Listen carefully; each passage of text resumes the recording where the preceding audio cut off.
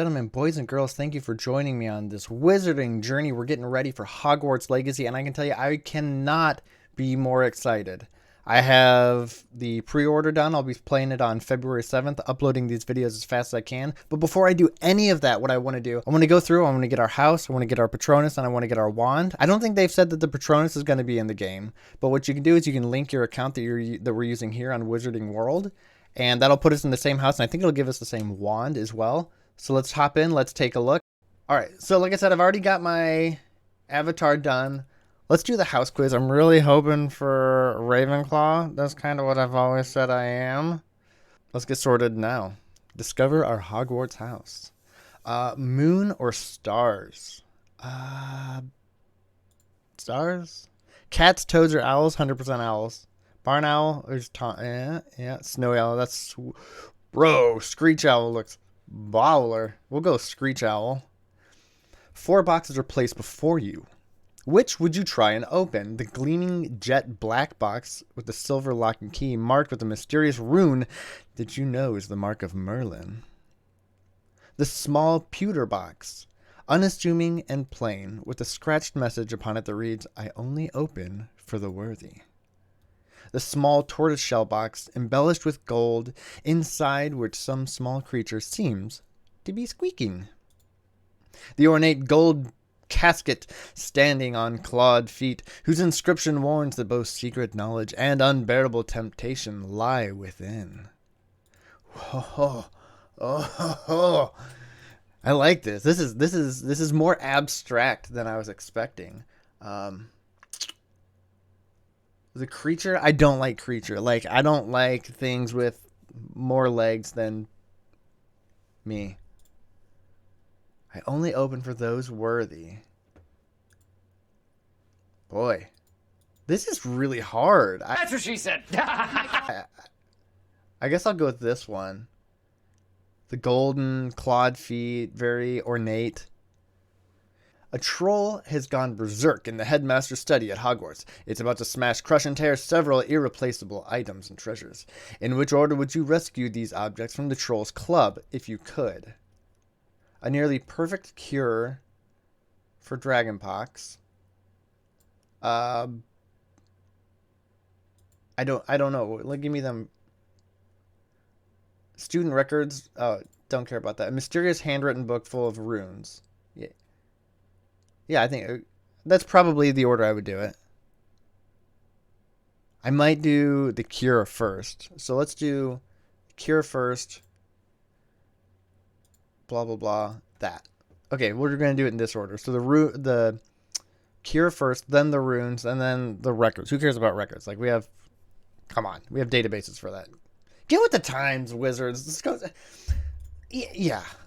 One of your housemates has cheated in a Hogwarts exam by using a self-spelling quill. Now he has come top of the class in charms, beating you into second place. Professor Flitwick is suspicious of what happened. He draws you to one side after his lesson and asks you whether or not your classmate used a forbidden quill. What do you do? First, tell Professor Flitwick the truth.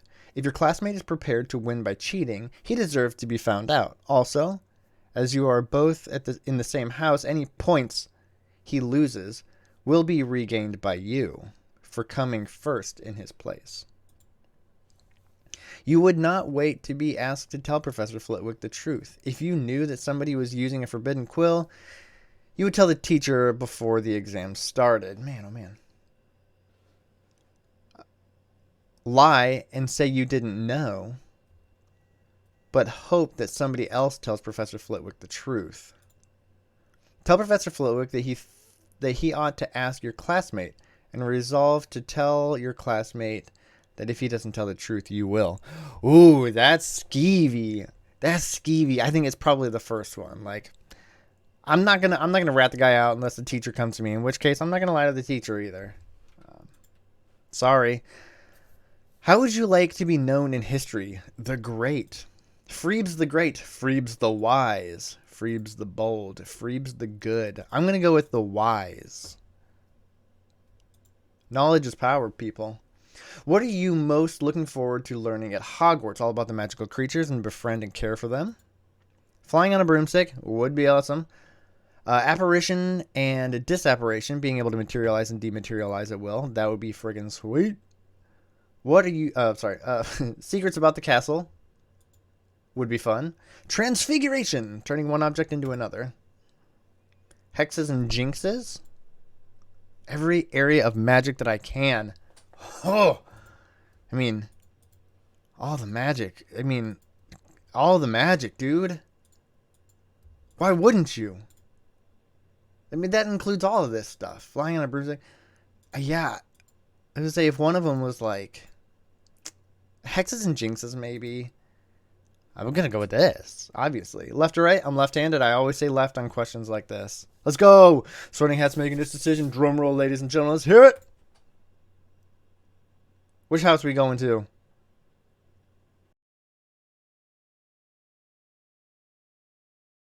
Oh dear, are you lost? What? The page broke! No! Okay, we're back. We're back. And we did get Ravenclaw. I had to open it in a new browser, which is fine. Whatever. 2 of 4, complete. So we got Ravenclaw. Let's read about Ravenclaw. You probably know that some of Ravenclaw's most renowned members include Gilderoy Lockhart and Luna Lovegood. But did you know Ravenclaw's Grey Lady is the least talkative Hogwarts house ghost? Or that Ravenclaw's common room boasts the most stunning views of the castle grounds? Sorting Hat has spoken. You are not alone. Almost 21,000 other Ravenclaws with me. Holla. Let's go to the letter from the prefect. This is quite robust. Maybe I'll zoom it in here for us, see if it'll work like that. There we go. Congratulations, I'm Prefect Robert Hilliard, and I'm delighted to welcome you to Ravenclaw House. Our emblem is the eagle, which soars where others cannot climb. Our house colors are blue and bronze, and our common room is found at the top of Ravenclaw Tower. So that's a smart place to put it. Behind a door with an enchanted knocker. The arched windows set into the walls of our circular common room look down at the school grounds, the lake, the forbidden forest, the Quidditch pitch, and the herbology gardens. No other house in the school has such a stunning view. Without wishing to boast, this is the house where the cleverest witches and wizards live. Our founder, Rowena Ravenclaw, prized learning above all else, and so do we.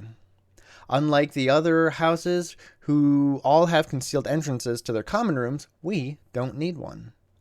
The door to our common room lies at the top of a tall, winding staircase. It has no handle but an enchanted bronze knocker in the shape of an eagle. When you rap the door, this knocker will ask you a question, and if you can answer it correctly, you are allowed in. This simple barrier has kept out everyone but Ravenclaw for nearly 1,000 years. Some first years are scared by having to answer the eagle's questions, but don't worry, Ravenclaws learn quickly and soon you'll enjoy the challenges the door sets. It's not unusual to find 20 people standing outside the common room door, all trying to work out the answer to the day's questions together. This is a great way to meet fellow Ravenclaws from other years, and to learn from them, although it is a bit annoying when you've forgotten your Quidditch robes and you need to get in and out in a hurry. In fact, I advise you triple check your bag for everything you need before leaving Ravenclaw Tower. Another cool thing about Ravenclaw is that our people are the most individual. Some might even call them eccentrics. But geniuses are often out of step with ordinary folk, and unlike some of the other houses we could mention, we think you've got the right to wear what you like, believe what you want, and say what you feel. We aren't put off by people who march to a different tune. On the contrary, we value them. Speaking of eccentrics, you'll like our head of house, Professor Phileas Flitwick. People often underestimate him because he's really tiny. We think he's part elf, but we've never been rude enough to ask. And he's got a squeaky voice. But he's the best and most knowledgeable charms master alive in the world today. His office door is always open to any Ravenclaw with a problem, and if you're in a real state, he'll get out these delicious little cupcakes he keeps in a tin in his desk and make them do a little dance for you. In fact, it's worth pretending you're in a real state just to see them jive. Who says jive? Who says... Is that a thing? Ravenclaw has an illustrious history. Most of the greatest wizarding inventors and innovators were in our house, including Perpetua Fancourt, the inventor of the Lunascope, Laverne de Montmorency, a great pioneer of love potions, and Ignacio Wildsmith, the inventor of the flu powder. Famous Ravenclaw ministers of magic include Millicent Bagnold, who was in power the night that Harry Potter survived the Dark Lord's curse and defended the wizarding celebrations all over Britain with the words, "I assert our inalienable right to party." There was also a minister, Lorcaine McLaird, who was a quite brilliant wizard, but preferred to communicate by puffing smoke out the end of his wand. Well, I did say we produce eccentrics. In fact, we are also the house that gave the wizarding world Uric the Oddball, who used a jellyfish for a hat. He's the punchline of a lot of wizarding jokes. As for our relationship with the other three houses, well, you've probably heard about the Slytherins. They're not all bad, but you do well to keep on your guard until you know them well. They've got a long house tradition of doing whatever it takes to win. So watch out, especially in Quidditch matches and exams. The Gryffindors are okay. If I had a criticism, I'd say the Gryffindors tend to be show-offs. They're also much less tolerant than we are of people who are different. In fact, they've been known to make jokes about Ravenclaws, who have developed an interest in levitation, or the possible magical uses of troll boogies, or ovomancy, which, as you probably know, is a method of divination using eggs. Gryffindors haven't got our intellectual curiosity, whereas we've got no problem if you want to spend your days and nights cracking eggs in a corner of the common room and writing down your predictions according to the way the yolk falls. In fact, you'll probably find a few people to help you. As for the Hufflepuffs, well, nobody could say they're not nice people. In fact, they're some of the nicest people in the school. Let's just say you needn't worry much about them when it comes to the competition at exam time. I think that's nearly everything. Oh, yes, our house ghost is Grey Lady. The rest of the school thinks she never speaks, but she'll talk to Ravenclaw. She's particularly useful if you're lost or if you've mislaid something. I'm sure you'll have a good night. Our dormitories are in the turrets off the main tower. Our 4-poster beds are covered in sky blue silk, eiderdowns, and the sound of wind whistling around the windows is very relaxing. Once again, well done on becoming a member of the cleverest, quirkiest, and most interesting house at Hogwarts. Here's what the Sorting Hat had to say about Ravenclaw. "Or yet in wise, old Ravenclaw, if you've a ready mind, where those of wit and learning will always find their kind."